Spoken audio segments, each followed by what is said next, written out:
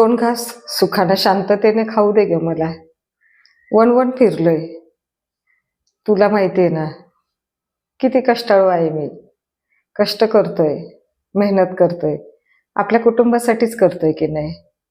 तरी सुद्धा तू का बरं अशी बडबड करतेस? माझ्या हृदयाला छिद्र पडतील असं का शब्द वापरतेस? समजून घे मला.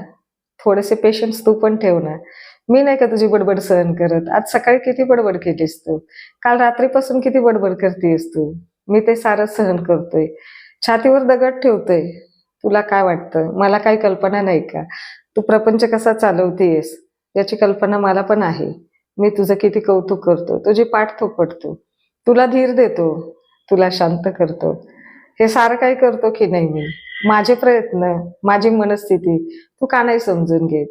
मला माहित आहे आपल्याला घराचा हप्ता भरायचा, गाडीचा हप्ता भरायचाय, मुलांची फी भरायची, महिन्याचा किराणा सामान भरायचंय, सारं काय करायचंय. झोप उडाली आहे माझी, काळजी आहे मला. नाही मी काम केलं माझे लेकरं उपाशी झोपतील.